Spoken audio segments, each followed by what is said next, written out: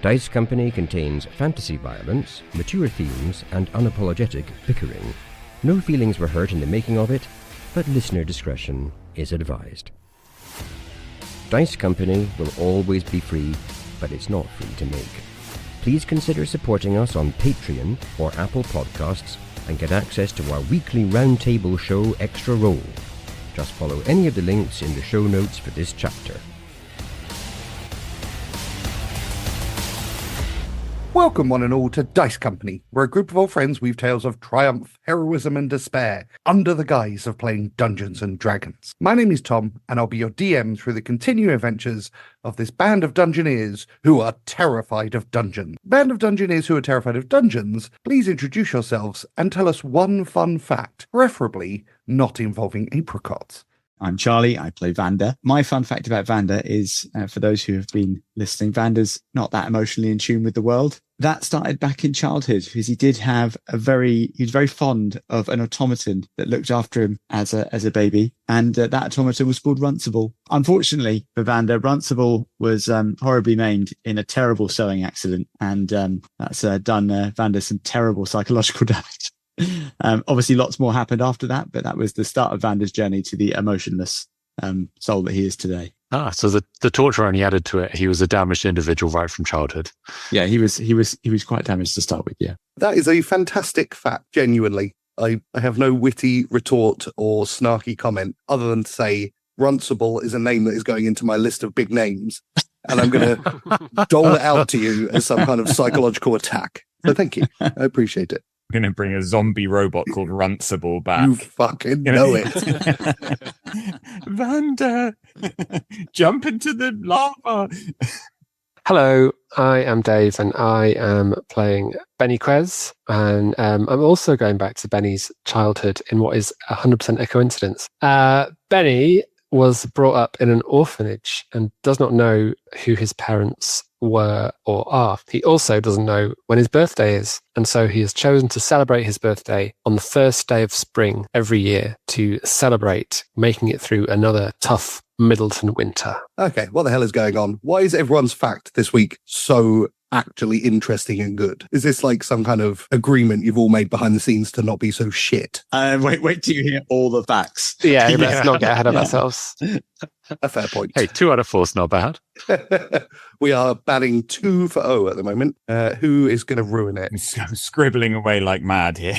Hi, I'm Harry and I'm playing Tock. And the fun fact would be, during the last rather violent week, Tock has been cut several times, but he's never been half cut. He's observed the phenomenon of intoxication in a number of animals, mostly humans, and finds the experience difficult to comprehend. What other animals? Monkeys, elephants, The number 9 and the number 14. reindeers. And the number 23 animal. You've seen them all drunk. Impressive. You've challenged Harry on random animal knowledge. And you shall lose. That was a mistake, wasn't it? It was. I learn this every single week. We're back to reindeer whiz again, my friends. What happens if you soak the hallucinogenic mushrooms in the urine of a drunk reindeer? Does that? I don't know. That sounds like science to me.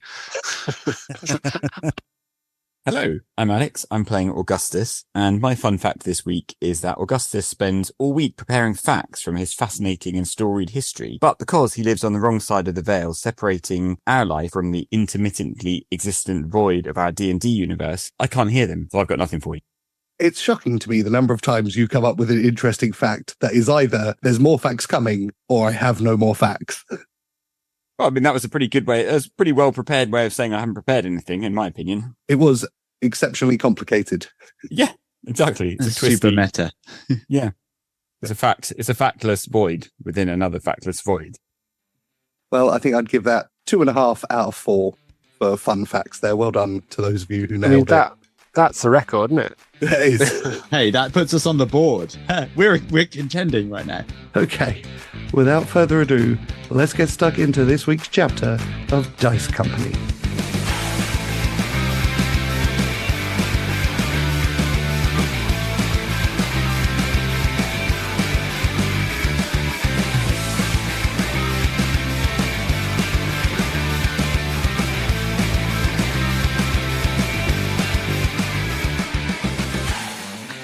Previously on Dice Company.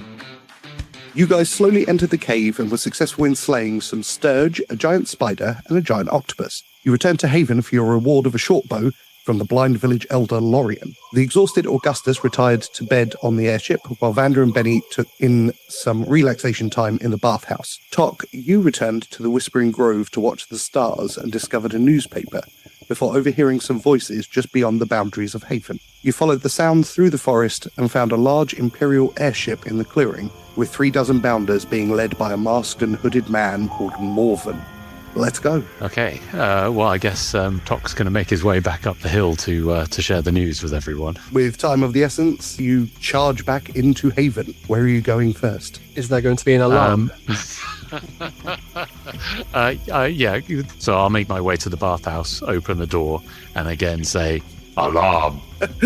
Vander and Bennie, you see Tock arrive and shout alarm. Any more to that, Tock, or just alarm? Any detail? Indeed, there is more. There are bounders on an airship with a member of the Shadow Vanguard. They are south of us, for about 10 minutes walk. Oh, shit. I think alarm probably does cover that, doesn't it? That's, yeah. All right. Well, we need to wake everyone up, don't we? And prep the airship. Not good, says Vander, as he climbs very shakily out of the warm waters and starts hastily dressing. Tock's just going to run off into the village, and I think he's going to start by going to the herbalist, because she was already up. So you arrive at the herbalist with the slightly broken door. I'll just push it open. From inside you hear Alara. Oh, hello, Tock. Alara, alarm. Alarm? There is an emergency. There is an airship containing bounders and a member of the Shadow Vanguard. They are attacking at dawn. We should move the villagers onto the airship and leave immediately. You see her eyes widen for a moment, and then she rushes past you out of the hut, over to the communal hall. I'll follow her, actually. I'm going to run to Kaelin's hut. Okay, and Vander is crabbing his way in the direction of the ship and calling for the automatons to begin making ready. Bennie, you head over to Kaelin's hut, and you see Tock and Alara running over to the communal hall. As you reach the door, Alara begins to ring a large bell that echoes through the town. As she starts to do that, I'll tell her to essentially to stop. Alara, they may be within audible range of the bell. It would give them warning that we know they are here. You can see how these people ended up as fugitives. Jesus Christ. What a response. I was just panicking. Okay, we should go knock on everyone's doors. Indeed. Maybe light a signal fire as well, genius. Augustus, you have been awoken by the sound of bell. 3 bells ringing. Bennie, you are at Kaelin's door, having heard the 3 bells. The door then opens suddenly, and Kaelin is pulling a robe on. What has happened? Kaelin, Tock has come across some bounders and Shadow Vanguard. They're about 10 minutes to the south. We've got to round everyone up and get them on airships straight away. How did they find us? I don't know. I think that's probably a question for a bit later. Okay, let's go. We need to get everyone together, quickly. What's the best way to do this? Not ringing the bell would be the first step. Yeah, we worked that out. Bang on all the doors. House to house. Got it. Let's go. All right. And he makes sure to grab his quarterstaff as he runs out. Augustus, Hello. you're still exhausted.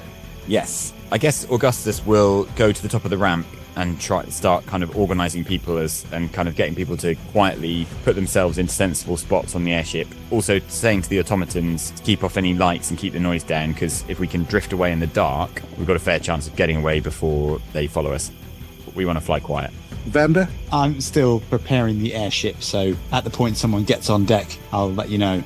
Tock and Bennie, you are rushing around with Alara and Kaelin, respectively. Whilst we do that, I will explain to them a plan that Tock has formulated. Kaelin, we know the location of their airship. They are currently unaware of us. As we leave on our airship, we could perform a strafing maneuver. If we attached logs or fire to the bottom of the airship with ropes, we could drop it into their rigging as we left. That could work. I will rouse the blacksmith. We will start on this plan whilst you rescue the villagers. Okay, good thinking. I can see why Vander likes you. Tock would smile, but he can't. So you want to go to Gregor's? We'll go up to Gregor's and help him and the little goblin. The town is now broadly on the move. People are coming out to try and find out what's happening. And Gregor and Lammy both leave the blacksmith's hut. What's going on? What's going on? It is an emergency. You must leave. There are bounders to the south in an airship. I have formulated a plan to delay. We are to drop logs and fire into their rigging from our airship. Can you assist in this plan? We would require rope, logs, and fire. I say that, and Tock says that like looking over at the forge with all the coal and charcoal and bits of metal and stuff. Yeah, of course I can help with that, but I'm not leaving. I'm not going to be pushed out of my home. Yeah, we're not going anywhere, says Lammy the goblin. There are many bounders. Kalen has decided the village should leave. Well, I'll see about that. And Gregor begins to head over towards Kalen. Tock's going to go into the blacksmith shop and start trying to get stuff for the plan. Give me an investigation check. Yep. I'm looking for chains and logs and fire and stuff to put things in. In fact, I'm going to try and bring over most of the forge over to the airship. Boom. 24. So this is an incredibly well-stocked blacksmith's. There are logs of wood, various implements for creating fire, charcoal, bits of metal, everything, even chains, everything you could possibly want for your crazy plan. Awesome. Okay, I will get some, braziers full of stuff ready to go and, get it all set up on the poop deck. Nice. Augustus, you start to see Rosalind, the turtle cook, is slowly making her way across the village. She gets to the bottom of the step and she stops to turn around to look at Kalen, who is currently in the middle of what seems to be a heated conversation with Gregor the blacksmith. There is a small gathering of people that are starting to form now at the bottom of the airship and they're not getting on board. So I'm going to stride down there and try to get their attention to persuade them to come with us. As you head down, you can hear Alara saying, I can set some traps. Lammy the goblin goes, yeah. Isabella says, we've got another wooden clubs and shields to go round. Yeah. And then Rosalind finally steps in. I don't know how to fight, but I'm willing to try. Ladies and gentlemen, I'm sorry to interrupt, but I believe a member of the Shadow Vanguard is part of this group, and we encountered one of these back in Lunadyne, and I can assure you it is not a foe any of you wish to fight. We had an air elemental with us, and even that only just survived that encounter and was unable to kill the Shadow Vanguard. So I strongly suggest all of you make your way onto the ship. You could come back here another time. I suspect, I'm sorry to say, that they are here in pursuit of us. So this place may become safe again in the future. But for now, I would hate to have any of your blood on our hands. Give me a persuasion check. 13. There is a small round of applause. They believe your words. I wouldn't say they were necessarily inspired by them at the moment. But Lorien joins the small group. My friends, your heroism is inspiring even to an old man like me. But being old comes with some experience of such things. I've seen people like you fight trained fighters hundreds of times, and it always ends the same way. It ends with a total victory for the enemy. If this were a fight between those who had the biggest heart, then you'd win 7 days out of 7. But it's not. If you stay, you will die. These are not ordinary people. They are trained bounders and a member of the Shadow Vanguard. There is a murmur of shock before Alara says, "Are you staying, Elder? I'm too old to go on the run again. I've spent my life leaping from one place to another. Too tired. But you can go with people like Augustus here. Don't let his appearance or their general attitude fool you. People like Augustus are heroes, and I'm sure they'll do everything in your power to protect you. They'll find somewhere new for you to start, away from the Empire. This place isn't safe anymore. They already know you're here. But I can give you all one last gift, and stay, buy you some time." And then Kalen jumps in and says, "We both can."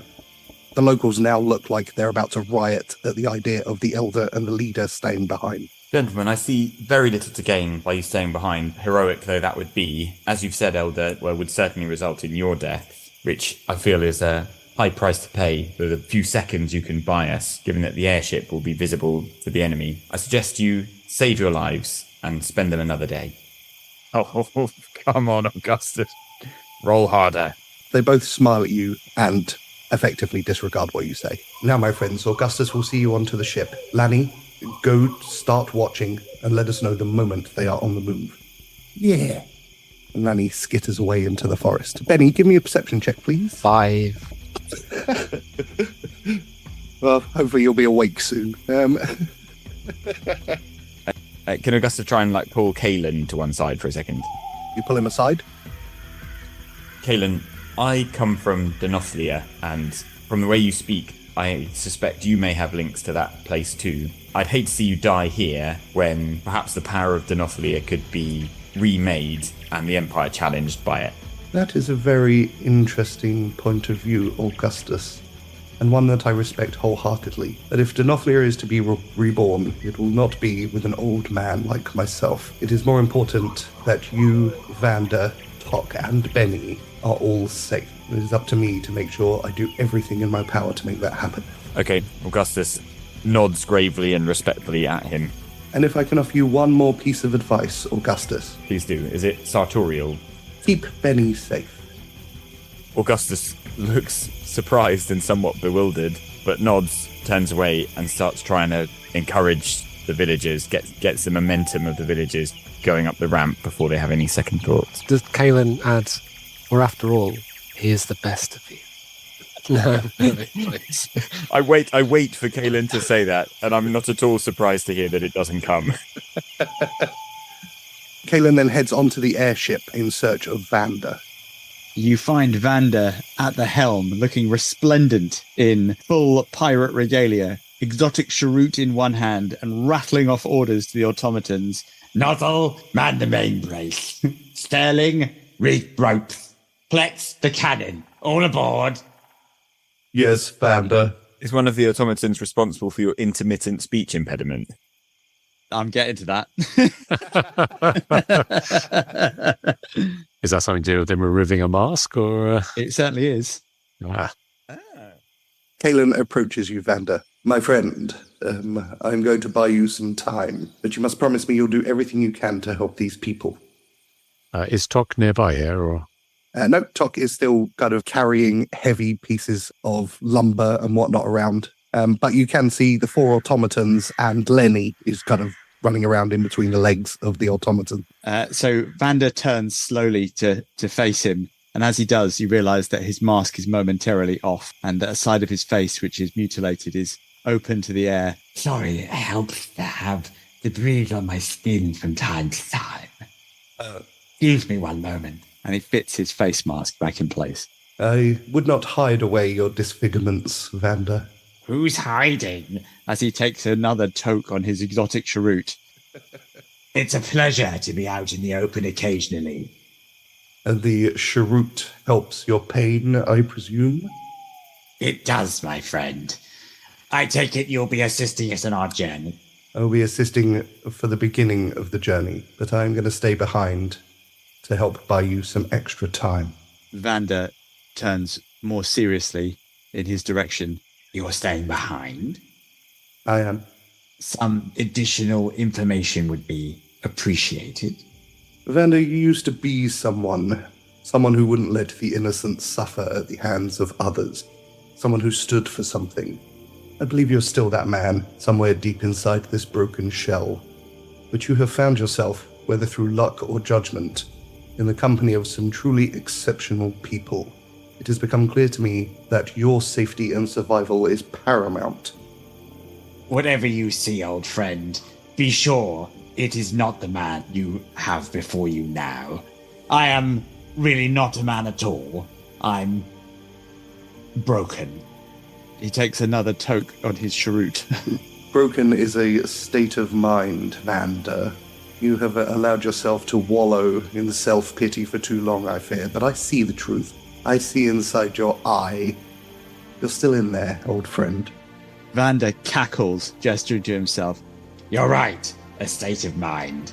And yells again. All aboard! Safe travels. You too, my friend.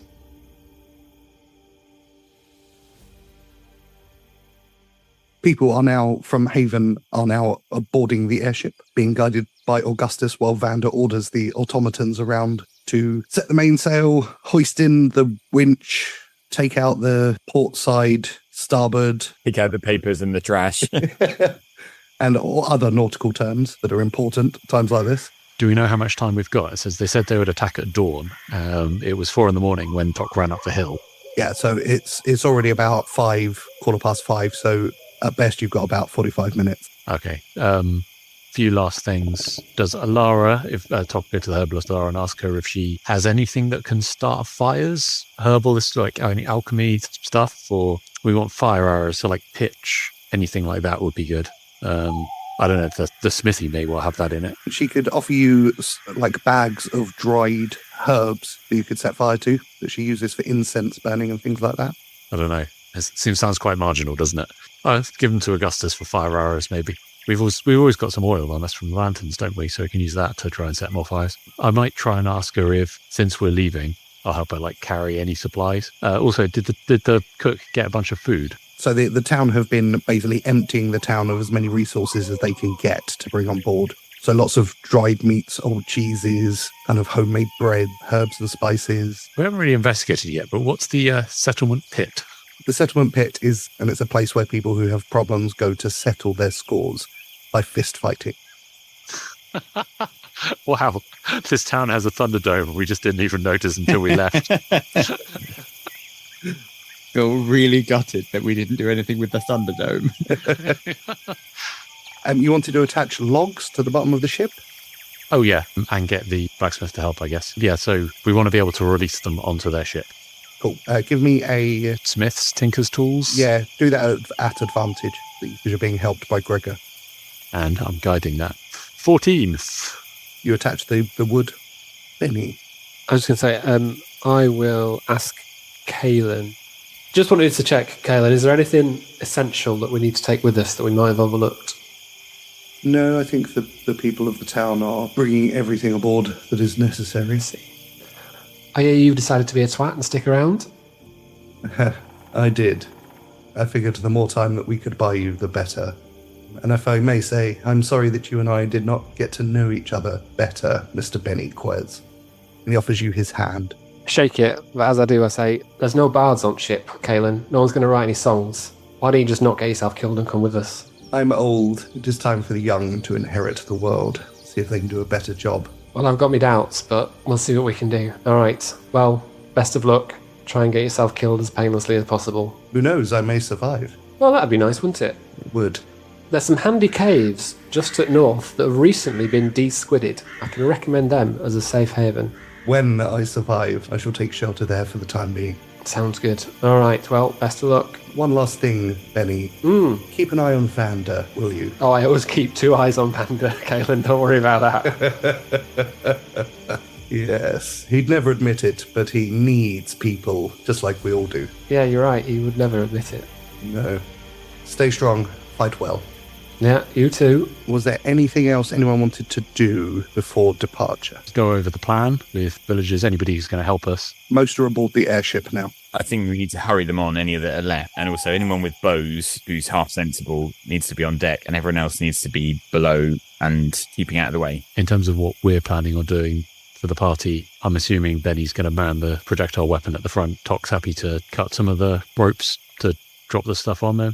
We've also got like coal, fire to do. I don't know if we're going to chuck that over the side, or did we suspend that from the bottom, or did we have it on deck to chuck over the side on? You have it on deck. The only things you attach to the bottom were the long. Okay, in which case Tock will help do the lifting, big, heavy, flammable stuff, and get someone with a knife to do I guess some of the villagers can help us actually cut the ropes if someone can like do the timing for them. Augustus produces a fluorescent jacket that says Fire Marshal on the back. And he's struck by lightning and immediately killed. Did a half-day online learning course. What do we know what Kaelin and Lorian's plan is? I know they're going to try and slow people down, but have we established what that means? Can we ask Lorian? Lorian, what are you doing? What's this plan to slow them down? Well, we're going to fight, Bennie. We're going to fight. Well, we're going to drop a load of shit on them, as I understand it. So, and they will be stranded, and hopefully, between Kaelin and I, we can pick them off. All right, that's me told. On we go.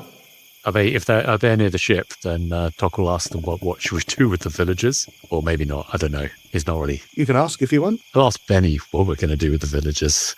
Bennie, what will we do with these villagers? Shall we take them to Ovik? Well, no, if it's down to me, we'll take them wherever it is they want to go. They need to find a new haven, don't they? But I don't know how far I need to get to be safe. I guess we got to discuss it once we're away.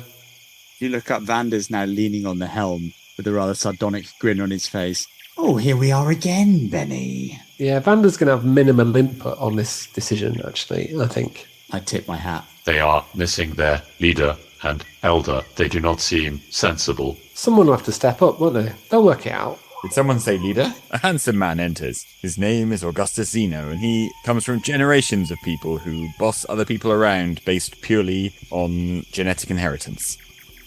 Bennie, as you head towards the large harpoon gun on the side of the ship, Plex, the automaton, approaches and begins to attempt to shuffle you out of the way. Are you a bit of an expert in this, are you, Plex? This is my station. Well, fair enough. I would not want to step on your toes. I will pick up a bow and arrow and find myself another spot. That would be acceptable. I would say I'd be very polite, but, potato, potato. What is a potato? It's a word that no one actually uses, but can be...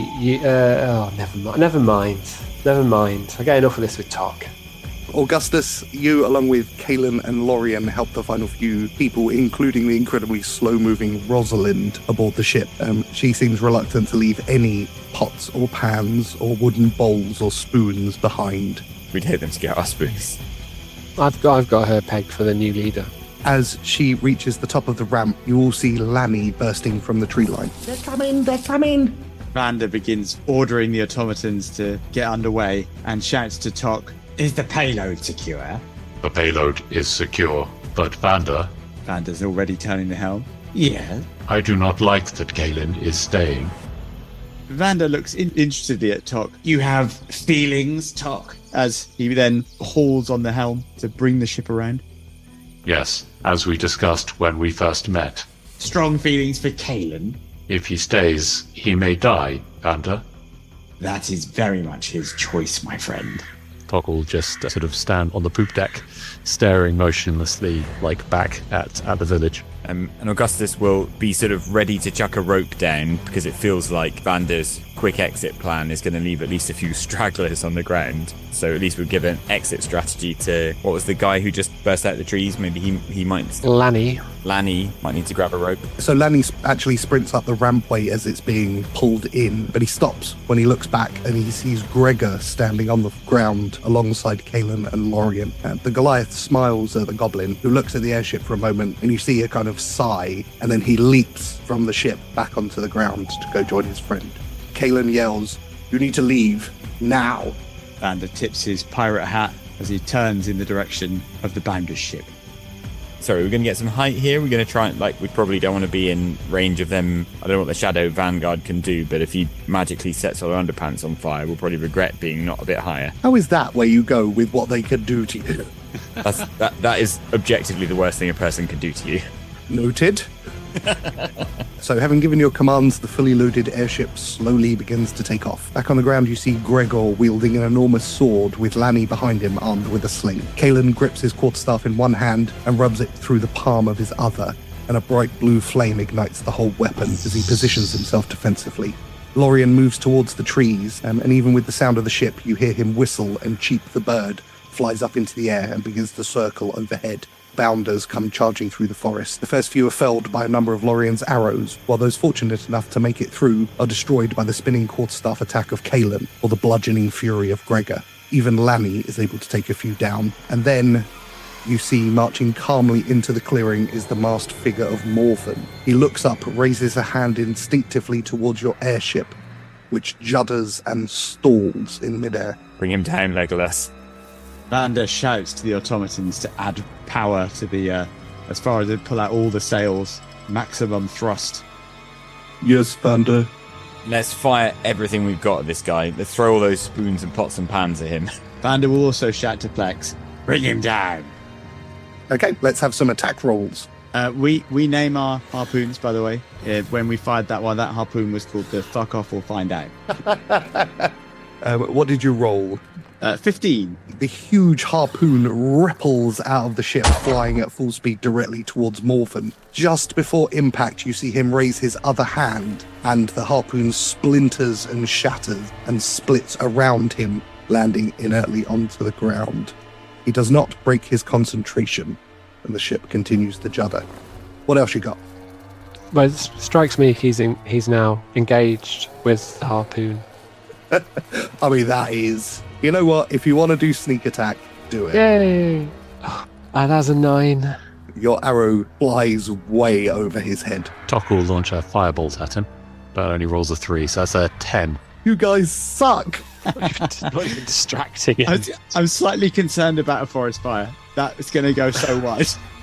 Whistles into the forest, never to be seen again. Discussed last week that Augustus is a terrible bowman. Cometh the hour, cometh the man. But this feels like throwing a dagger is unrealistic at this distance. Drop a dagger, and that would still be more effective. You have a longbow, though. You can attempt it. Yeah, so that's what I'm going to have to do, right? Because the throwing things doesn't make sense, right? 14. Better than others. Okay, so that one actually does kind of whistle close to him, but it just goes over his shoulder, and he doesn't need to in any way intervene. Would it have changed if I'd tied a pithy note to it? Almost certainly not. Okay. So with you guys throwing everything you've got at Morven in an attempt to distract him, and his focus entirely on you, he misses Sheep, the bird, who is currently circling over his head. The small bird then flies directly towards his hand as Lorien fires an arrow at the exact spot that the bird is in. Sheep flies out of the way at the last minute as the arrow hits Morven's arm with such force it drags him to the floor and pins him to the ground. The juddering of the airship stops as it continues its ascent. Morven, his focus now on Lorien alone, raises both of his hands. The ancient elf is pulled towards him, his toes dragging on the floor, and when he reaches him, you see a deep red flaming blade appear through his body and jut out through his back. Lorien slumps to the floor, unmoving, as Morven slashes his magically summoned blade in the air, killing Cheap in a puff of feathers. You hear Kalen and Gregor's yells, and the last thing you see is them charging the masked Shadow Vanguard.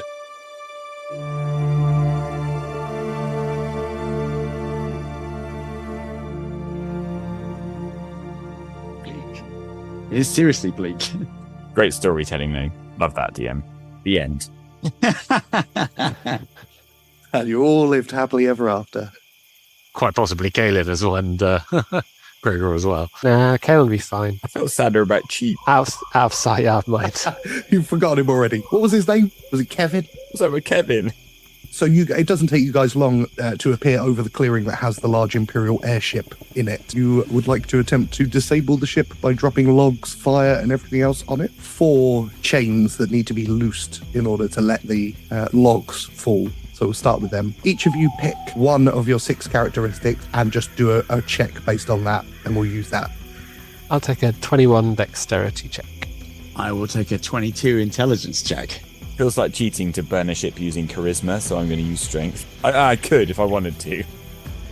20. I'm going to do a strength check, but I'm also going to do... You're going to guide yourself. I am, but I'm also going to, as Tock does it, you see his armor again have small blue crackling lights cover it as he does the... We need to talk about that, Tock. 17. So as you hover down low towards the Imperial airship, would you like to describe what you do to loose these logs using the skill rolls that you used? I neatly untie a knot which is holding the log.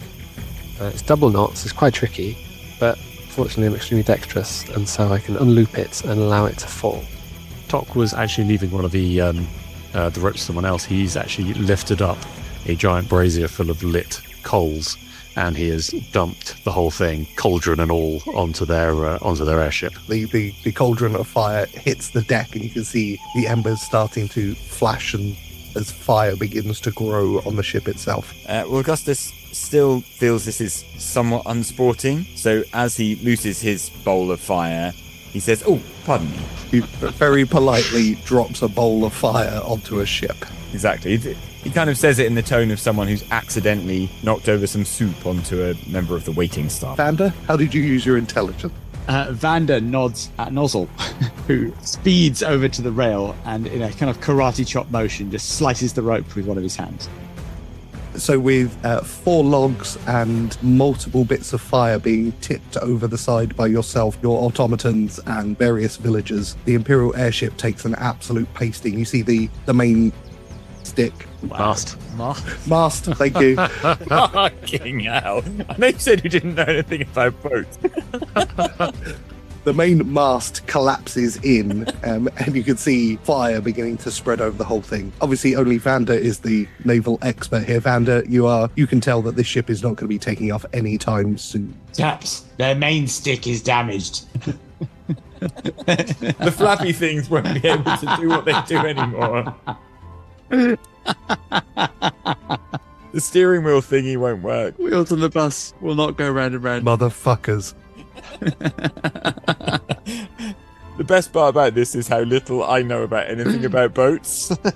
How much would an Imperial warship set you back these days? One that size, about 180,000 gold coins. Are you thinking of buying one? No, just relishing the destruction.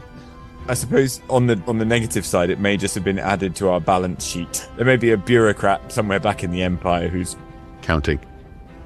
counting these things up and scaling up the response to us accordingly. I'm assuming that the sudden drop of these things has lightened our ship quite considerably, and we've kind of burst upwards with the... Shot up like a champagne cork. So you swooped down, timing the drop of the logs and the fire perfectly. You hear the loud crashing and the burning, crackling of fire as the ship begins to zoom back up into the air, and you guys are off towards the horizon.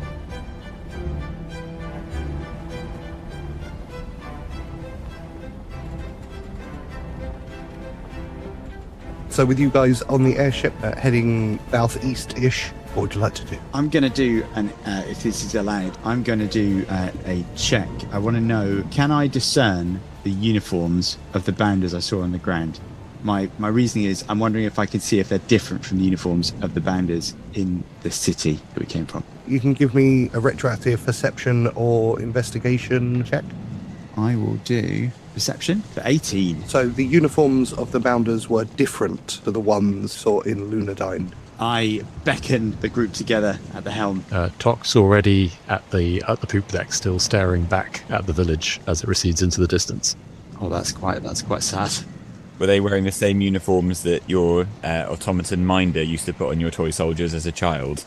Are you referring to dear Runcible? Please don't draw us into your childhood psychodrama, Vander. This is not the time. He died in a sewing accident, which no one asked about. It's really traumatic. I don't know if we're supposed to be able to hear the pre-episode confessions. They kind of a lot of them break the fourth wall. Yeah. Metagaming. Okay, so Vander beckons the group together. Gentlemen, it occurs to me that with the uniforms of those bounders being rather different, it begs the question, how could they have got to our location so quickly? How could word have spread so fast? Perhaps the Empire uses magics to communicate. And then how would they have known where we were in order to communicate that? They may have searched many locations. A nice idea. I think it's more likely that they've got some form of tracking on this ship and that it requires searching. That makes sense. I must say, Vander, that sounds like a very sensible suggestion. Let's do that at once. But how about this? We search the airship for a tracker, and then when we find it, you tell us how you came by the airship. Or we could try and preserve our collective lives by simply finding the tracker. And then you tell us how you came by the airship. An interesting idea. Then it's a deal. Agreed. Let's start looking. I find this acceptable. Tock finds it acceptable. Motion carried. Augustus loves it. Everybody's in. Vander looks a little put out by this, but begins searching all the same. 4 investigation checks, please. 13.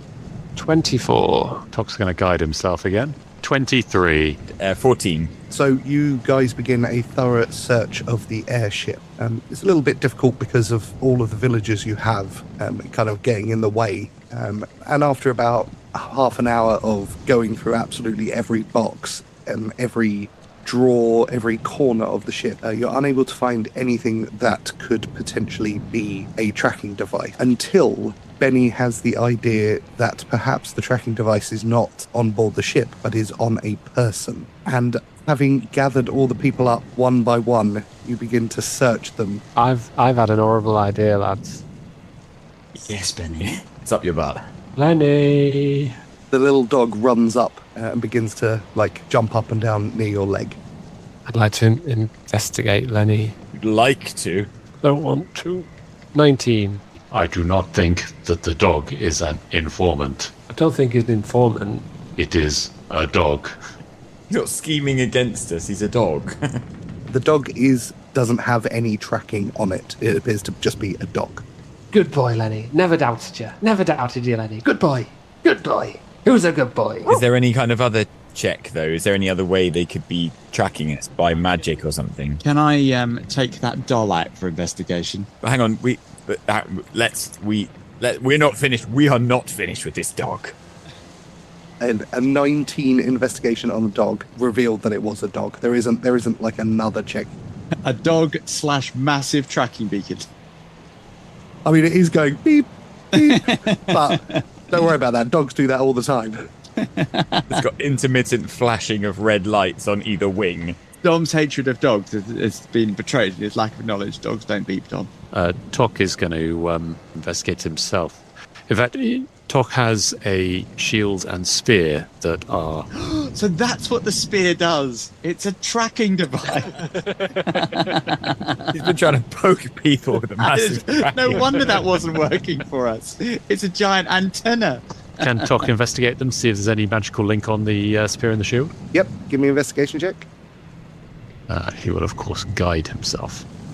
24. There is no obvious tracking device on the shield or the spear. Have we investigated the automatons, the 4 automatons that run the ship and that were in the custody of the evil empire before we got here? Robots' rights, Al.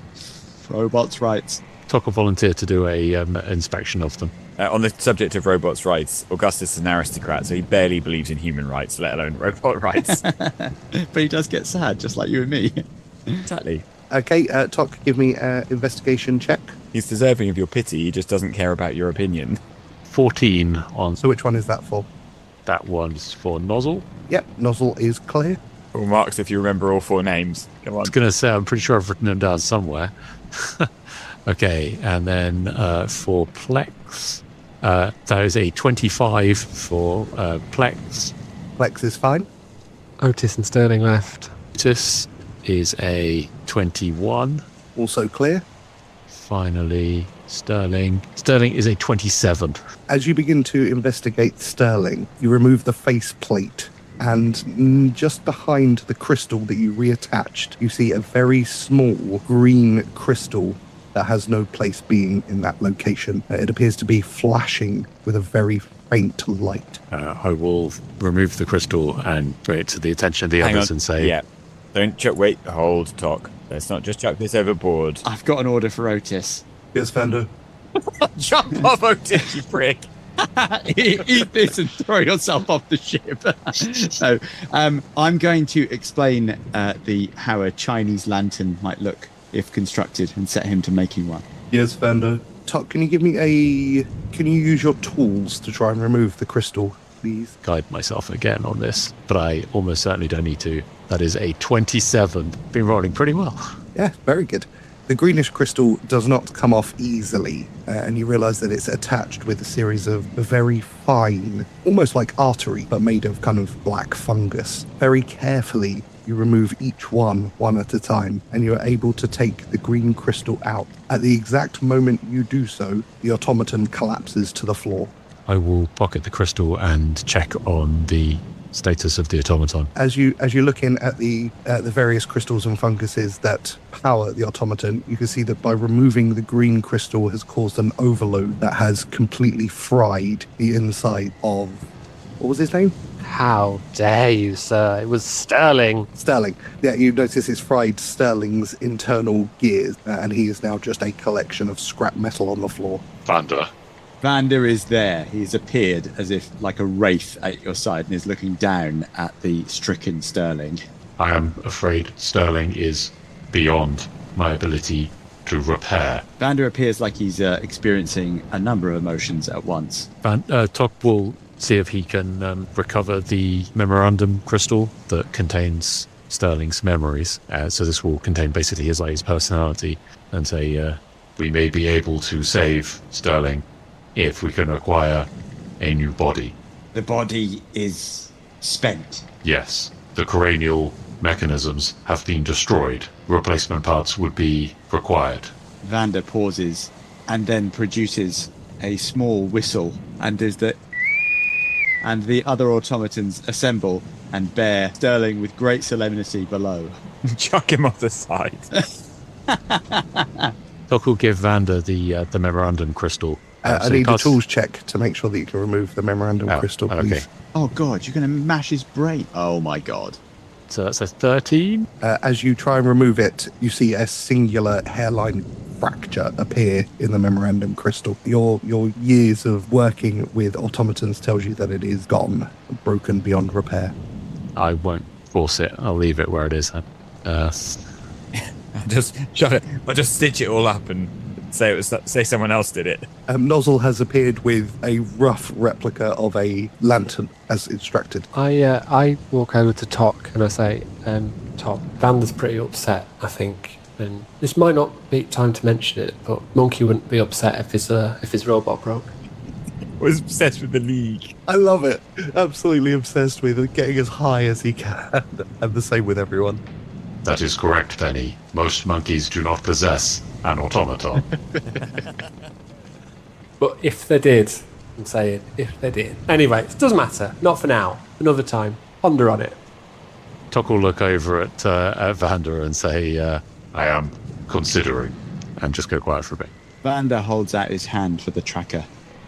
Oh, I'll pass it to Vander. Vander places the tracker in the lantern. Does the lantern look like it's functional? You would need to light the bit at the bottom. All these technical terms, I just don't have access to them quickly. The little cardboard square at the bottom needs to be lit. I light the cardboard square at the bottom, hobble to the rail, and say a few words under my breath. Give me an intelligence check, please. I might have just set myself on fire rather than the lantern. Like, what? Do we know which way the wind is blowing? The wind is blowing directly against you at the moment, so heading northwest. Shall we go a little bit off course and then set it so that we can kind of calculate where it's going to go? Give me an intelligence check as well. 14. 18. Tock, you're able to ascertain a good direction to send the lantern off that would give you the best opportunity to avoid being tracked again. Vander, you place the crystal into the lantern and you use your tinderbox to light the small, cheap wooden square at the bottom. After a moment, the lantern begins to inflate and is ready to be let go. I release the lantern and turn away quite sharply, and again I order the automatons to bear Sterling below. The lantern floats gently off onto the breeze in the other direction that you are heading. You can see a very faint green flicker as it flies off. So you guys need to discuss where you would like to head to next. Well, I reckon we need to ask villagers what they want, don't we? Indeed. Then we were to proceed to the mountains of Ovik. Would we say they're welcome to come with us? Well, they'll have to come with us as far as... I'm going to say... I mean the whole way. Well, let's ask them, shall we? Guess they're also going to need to work out who's in charge now, aren't they? Which might be a tricky one. Don't suppose you've got a settlement pit on their ship, have you, Vander? Vander's not very responsive at the moment. He turns and says, "Another exotic cheroot, please." Otis? Yes, Vander. Bennie has decided now's not the time to bring up the fact that Vander promised to tell us where he got the airship from, but he will be returning to it at a later date. A ploy from Vander to avoid that. If Vander's feeling like mournful on the poop deck, Tock's going to join him, staring back. I love that you mentioned poop deck as much as humanly possible.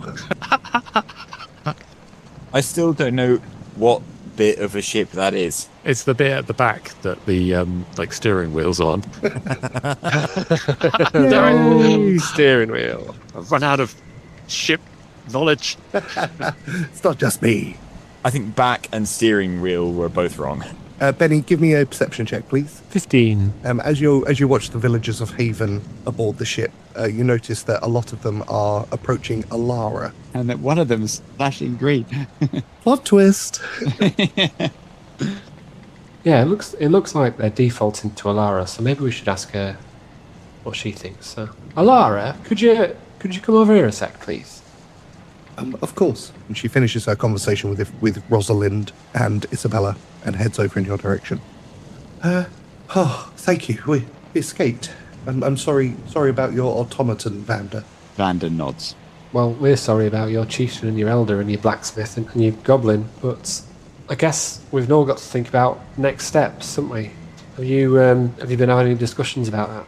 Yes, the villagers are keen to set down somewhere. Now that we know we're not being followed, it would be we're not keen on being in the air. It feels too exposed, and having lost everything that we've already lost, we would like to settle down as quickly as possible. If you could just drop us anywhere that's far away from any cities, that would be beneficial to us. How about we get your maps out, Vander, and have a look at where it might work? Vander again nods, and one of the automatons scuttles off to get maps. Nozzle returns with a pile of maps. Here you go, Vander. With a practiced ease, Vander spreads out one of the maps on the floor of the poop deck and points to Ovik, the general direction of our journey currently. So we're currently going like that way.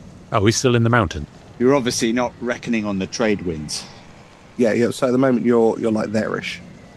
Okay, so like we've just gone like that far. 4.6 feet. This is a tiny, tiny empire. Yeah. Do you want to be dropped still somewhere within this mountain range, or? We're used to living in the mountains, so any mountain range would be good, whether it's here or... Did you say you were heading towards Ovik? There are mountains to the north there. We would happily be dropped there. Another survey nod from Vander. That seems sensible to me. It would make sense to stay together.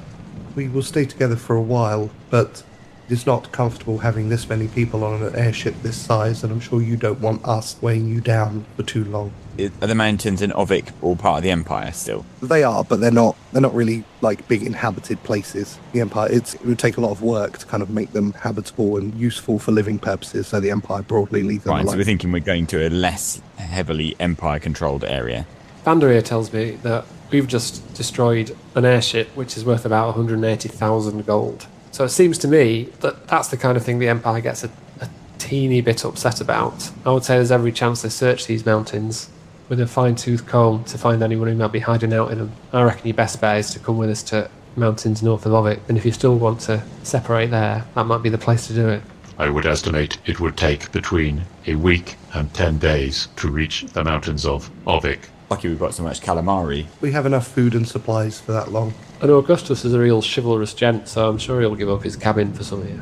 That's fine. We're used to living in a jungle in huts. I'm sure. I think it would be important to him to, really come across as a wonderful, chivalrous Daristo who's prepared to muck in like a common man. That's very kind, Augustus. Thank you very much for your offer.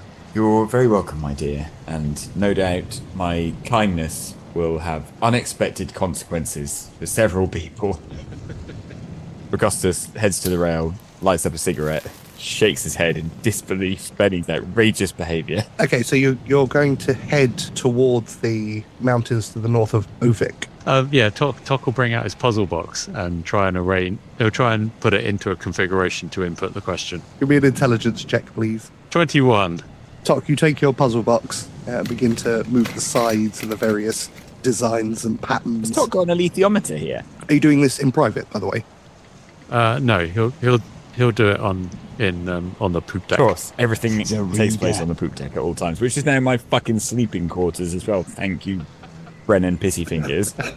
The rest of you see this strange cube, which has weird designs in kind of gold and black on it, and Tock's hands move quickly, like a Rubik's Cube, as he moves things around.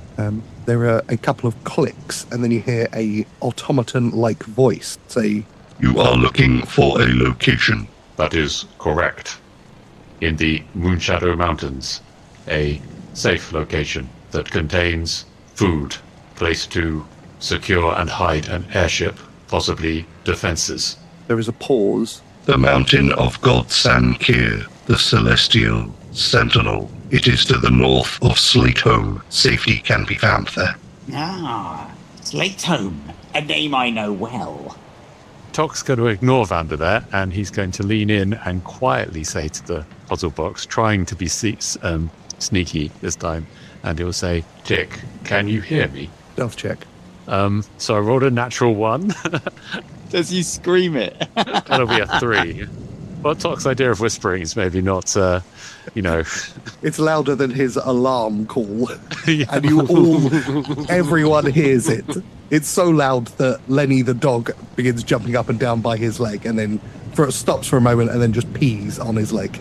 Despite that, Tock doesn't seem to realize that everyone's heard it. Thinks he's been quiet still. Checking memory banks. You are not Tick? I am not Tick. This is not Tick. Tick has input information, but we are not Tick. What is your designation? We are the Obsidian Matrix. What is your nature? To record information and history of the most important and powerful creatures on the world of Alestia. How much information do you contain? Define parameters. If the information was read out, how long would it take? 3,800 years. Let's get started then. Tock's going to carry on playing around with the puzzle box, seemingly oblivious to everyone else. Cool. Can you give me a Constitution saving throw, please? Yes. 13. What would everyone else like to do? I want to watch Tock.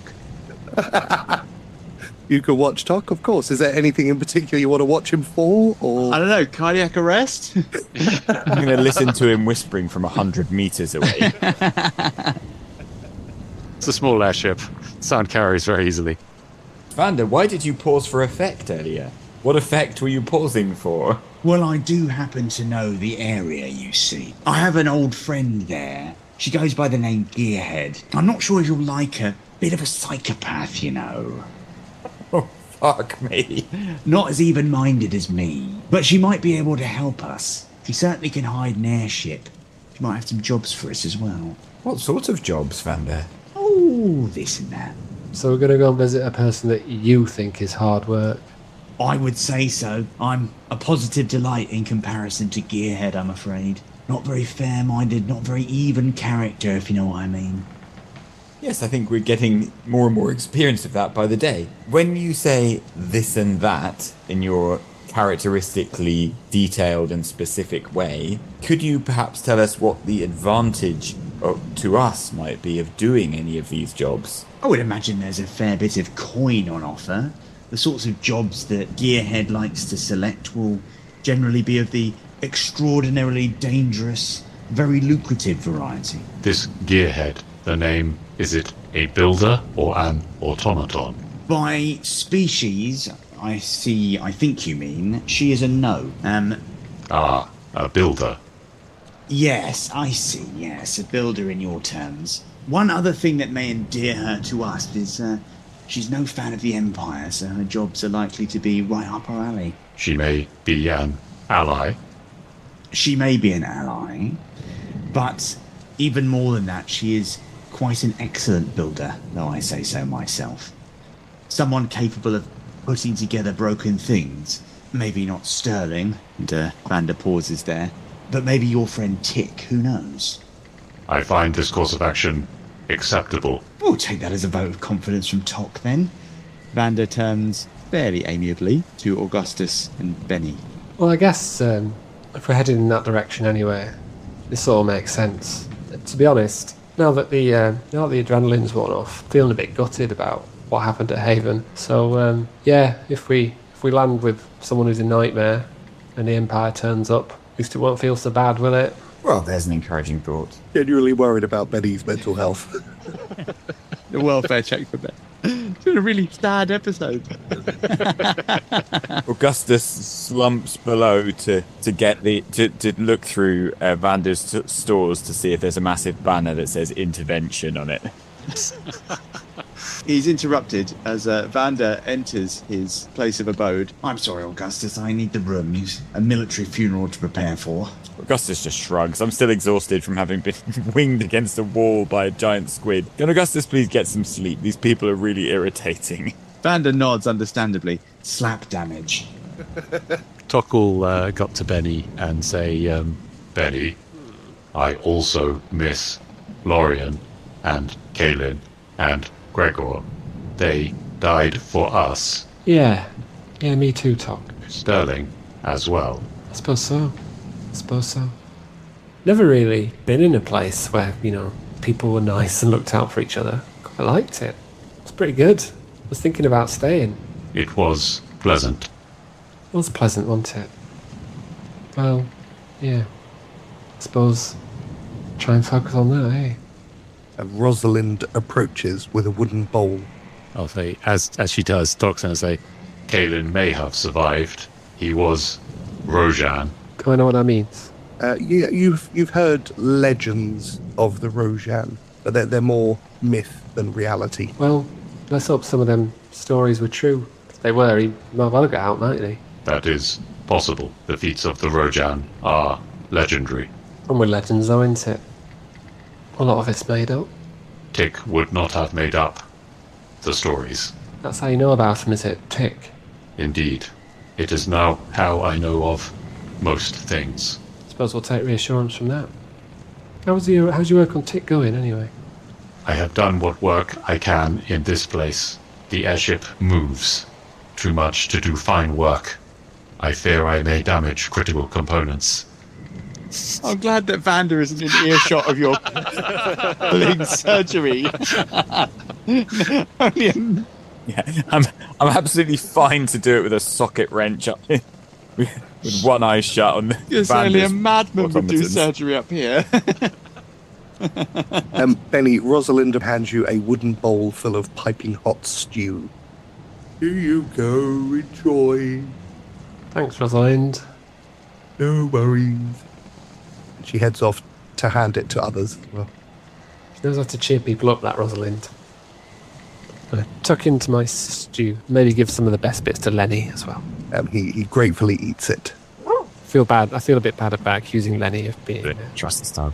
a homing beacon. If it helps, he's a dog and doesn't have feelings. Yeah, I know, but well, he does have feelings because he's a dog. But nonetheless, I'll be overcompensating for a while. I love the idea of accusing someone of being a homing beacon. Such a weird and specific accusation to make. We're a fucking homing beacon. I am glad he is not a homing beacon. He is a good dog. He is a good dog. He is a very good dog. You're a very good dog. Okay, as you're enjoying your stew, all of you suddenly hear the sound of bagpipes playing as the automatons appear from below deck carrying the unmoving form. The Piper's Lament. Exactly, the Piper's Lament as they carry Sterling towards Vander on the poop deck, I guess, because everything's on the poop Everything deck. takes place on the poop The whole deck, ship is the obviously. poop deck. It's like the kitchen at a party. Everything happens here. Vander, would you like to perform the last rites? I don't know what. Hang on. Is Vander playing the bagpipes? I don't know, Vander. Are you playing the bagpipes? Otis is playing the pipes, but Vander is in full Highland military dress. He's gone from cosplaying a pirate to cosplaying a Scot. Oh, come on, there must have been quite a lot of Scottish pirates. He beckons for everyone to join at the rail to solemnly send off the mighty Sterling. And Vander says a few poignant words that mention Sterling's. Say them. I want to hear these poignant words. Bring a tear to my eye. Okay, so Vander hobbles up to the rail. Sterling, you were a true friend. You had a stout heart, and you will forever be with us on our travels in the skies. You'll be missed by those who knew you, and for your last acts on this earth, you will forever be remembered. Can we go through a persuasion check? Yeah, go on, give me a persuasion check. Why not? See if people buy that you care. Oh, well, I've hit a 23.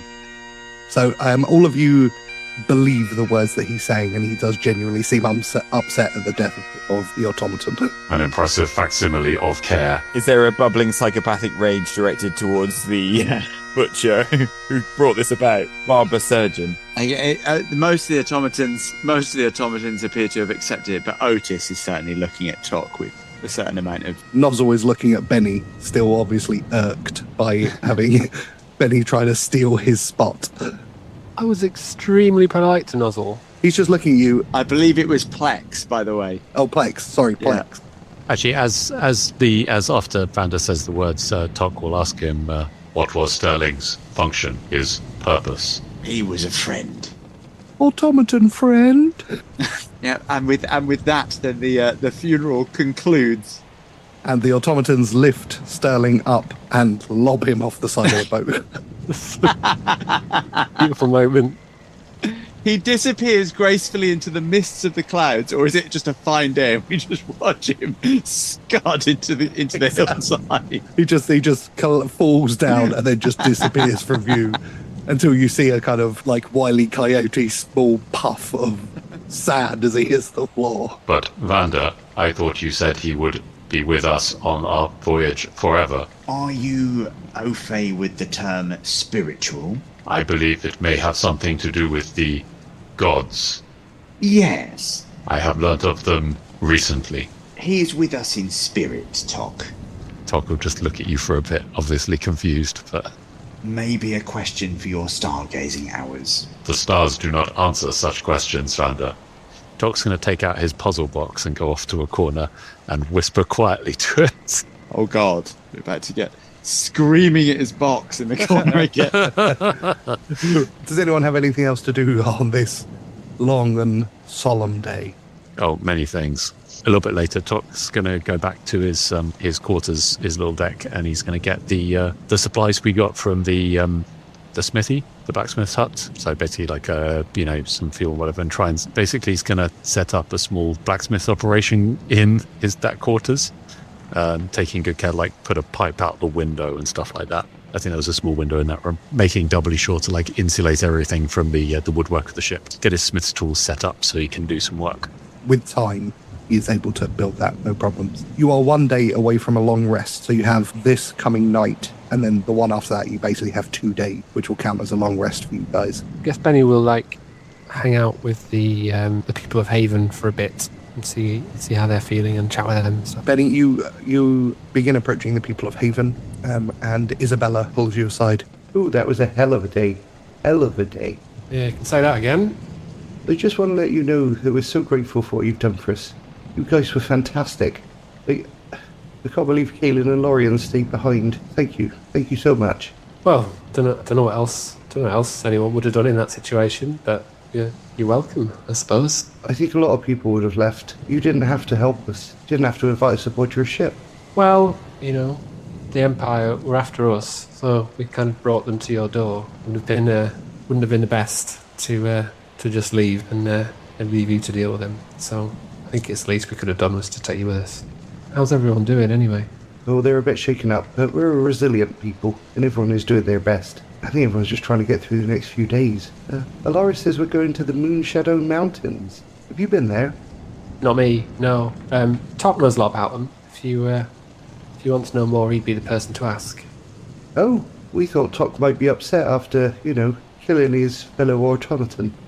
Tock seems to be handling it pretty well. Well, it's quite unusual to have an automaton who feels things, though. He doesn't appear to have a master like the others. It takes a bit of getting used to, doesn't it? Yeah. The thing about Tock, though, is you know where you stand with him. He's very straightforward. He can think and feel, and he'll tell you what he's thinking and feeling.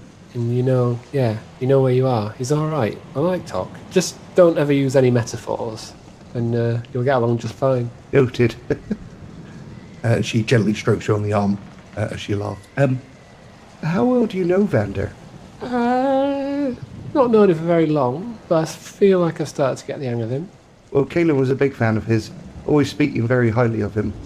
Although he said he knew him before he looks, like he looks now, and that we shouldn't judge him on his brokenness. Well, in the brief time I knew Kaelin, I got the impression he had pretty good judgment, so I'm not sure where he's going with that, to be honest, because I haven't quite got past the irascible, angry individual that Vander is, but Kaelin reckons he's got depths. Well, maybe he's right. Just haven't found them yet. Well, we found that if you trust Kaelin, best things can happen. She looks down for a moment and you can see tears forming in her eyes. Well, Tock reckons there's half a chance that Kaelin's still alive. Apparently he was pretty formidable. So, you never know. You never know. That's right. You never know. You're right. And she throws herself into a deep hug with you. Turn the hug and kind of do an awkward pat on the back. And then be like, right. Anyway, me and... Interjecting in a way that's probably unhelpful, Vander shambles past on one of his ship-based errands and says, I wouldn't count Kaelin out. Pretty unkillable in the old days. There you go. What culture's military dress is he in at the moment? Back in his pirate outfit, Al. Come on. Vander, you notice that Isabella is blushing slightly, and she kind of looks at you, unaware that you were there, and quickly lets go of Bennie. So anyway, thanks again. Sleep well, everyone, as she runs away. I nudge Bennie. I think she likes me. Oh my god, you're the worst. She was just saying that you probably aren't as awful as you appear. So, maybe you're right. I cackle. She's wrong. And then carry shambling along on my way to carry on my ship's errands. Okay, so with the day drawing to a close finally, I'm going to need one of you to roll a d20 for me. I will say it defaults to Tock because he's the guy stood on the poop deck at all hours of the day. No, he's been in his little workshop for the day, probably. Okay, and would anyone like to volunteer? 11.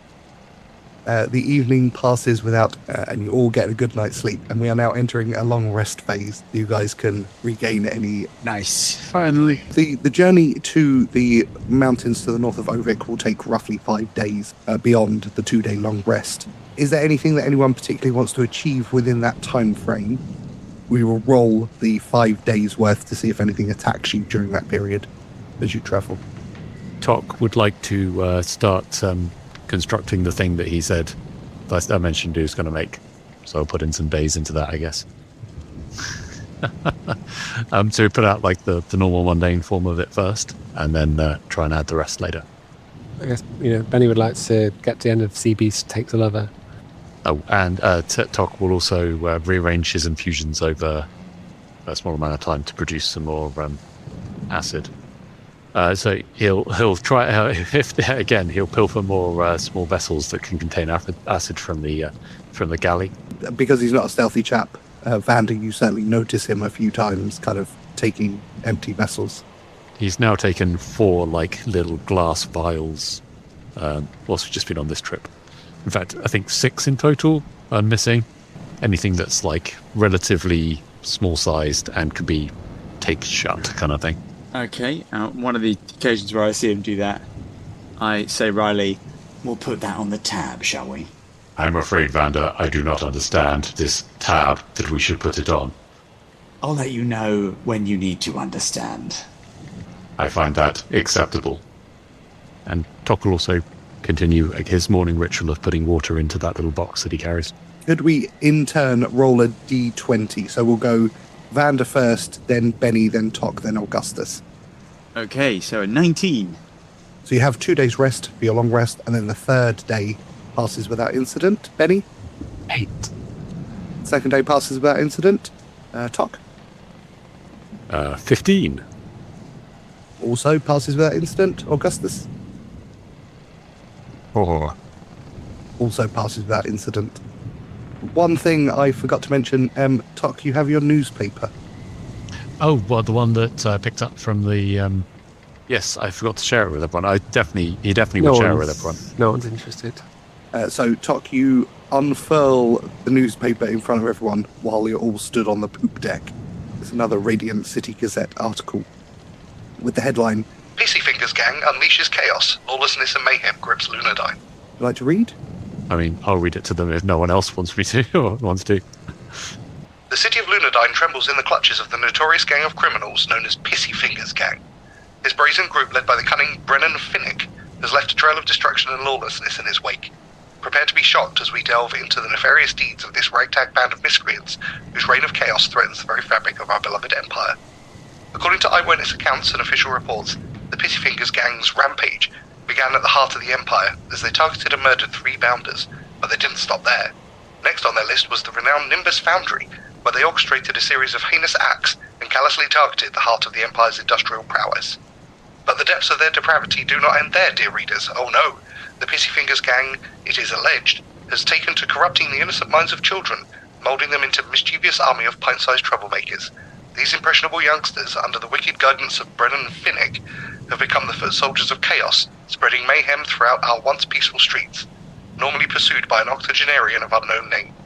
Their rallying cry of Zeno has become synonymous with chaos and disorder all over Lunadyne. Thanks to eyewitness reports of the rampage of children, we now have the names of the 3 known members of the gang. The aforementioned leader is Brennan Pissy Fingers Finnick, but alongside him is his own father, Vander, proving that the apple does not fall far from the tree. Finally, the rogue automaton, who has a propensity for eating innocent citizens and is believed to be called Brock. Stay tuned for updates on the Pissy Fingers gang as we bring you the latest on their escapades and the tireless efforts of law enforcement to bring them to justice. I mean, I know journalism has a sort of bit of a bad reputation, but I mean, that was basically excellent.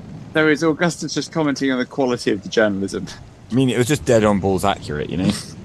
Augustus, they believe that Bennie and Vander are one gestalt being, Brendan Pissyfingers Finnick.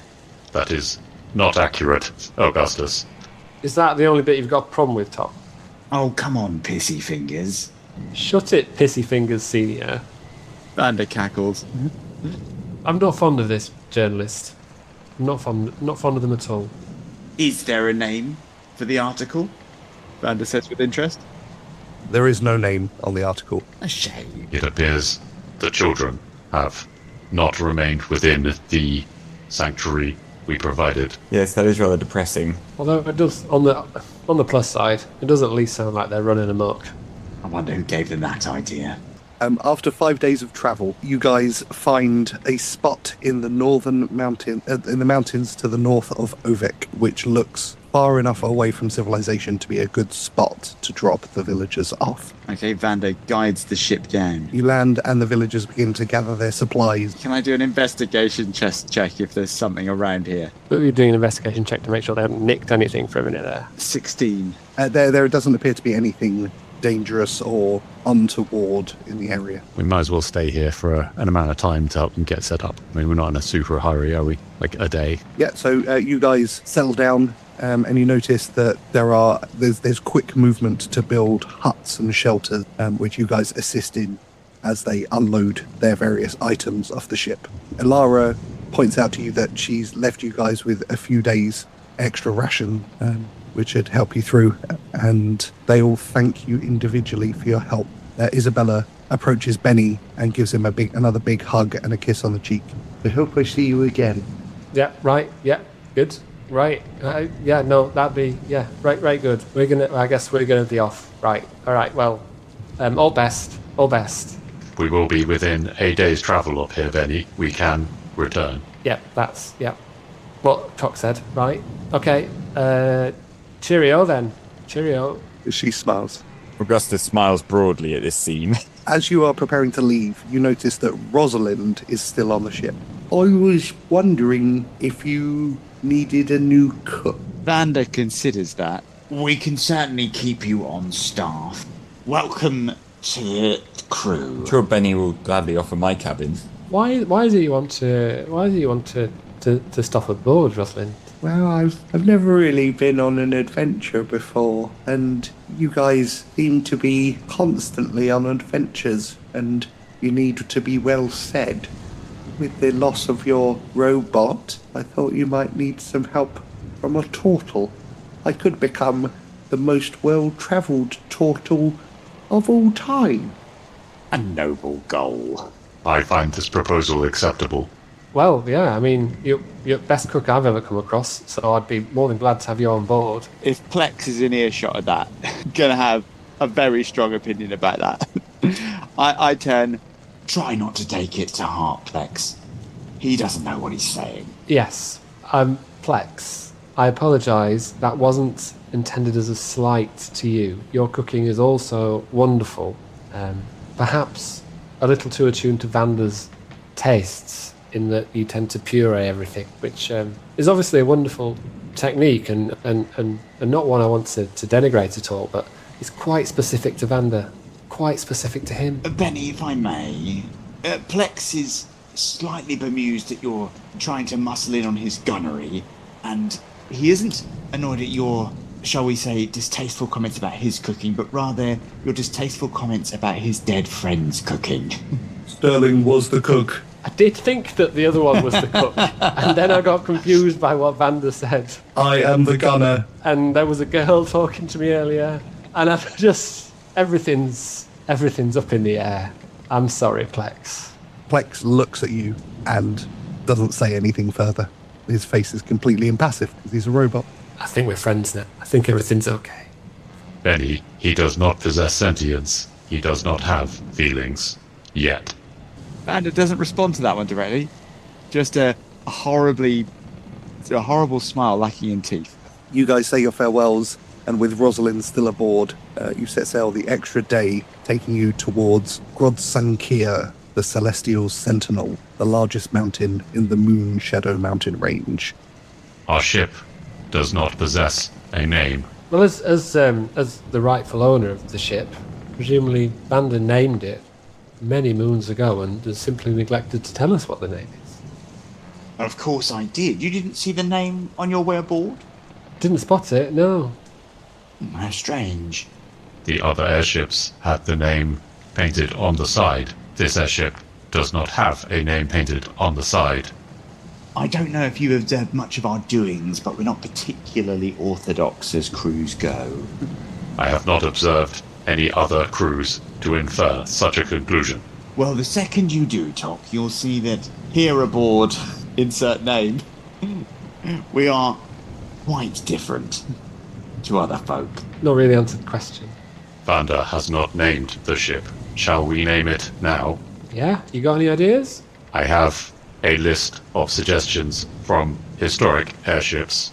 Have at it. Clear Air Turbulence, the Windflower, the Green Storm, the Righteous Indignation, the Liberator, the Transient Atmospheric Phenomenon. The transient atmospheric phenomenon. It really drifts off the tongue. Quickly, everyone aboard. The Pirates falling outside the normal moral constraints, and the Steely Glint. I mean, all of those were spectacularly good. I would suggest the ship does have a steely glint to it. I reckon that was my preferred one. Didn't have any too many highfalutin ideas like the Liberator. Wasn't overly ridiculous like the airborne toxic event or whatever it was. Yeah, simple but effective. Steely glint. That gets my vote. Plex pulls at Vander's robes for a second, and Vander leans down and straightens and says, Plex suggests the Sterling. That seems rather fitting. We could compromise on the Sterling glint or some... What was the shit everyone else was suggesting? I quite like the Sterling. That seems quite a good... It sounds quite a shippy name. I mean, he was alright, wasn't he? The Righteous Sterling.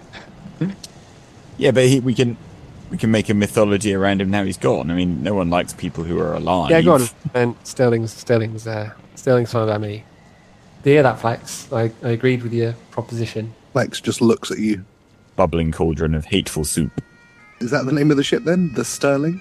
That is it. Sterling. Okay. Very nice. Yeah, you take the Sterling towards the mountain as new adventures await in the land of the builders. And we'll end it there.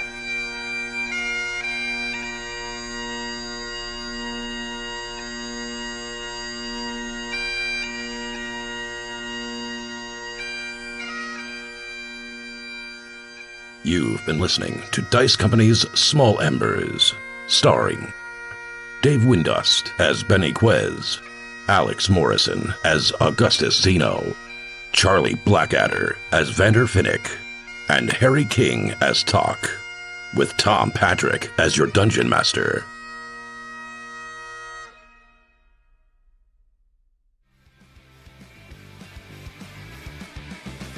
Too mean to bring up past trauma of dead automatons immediately upon hearing of it? I think the main thing is that Tock got a kill. The spreadsheet's going to be all over that. That is going in the brackets. Another out of combat kill. First Runcible, now Sterling. Tock didn't get Runcible. Right, who knows? Lobotomized Sterling. Yeah, we'll see.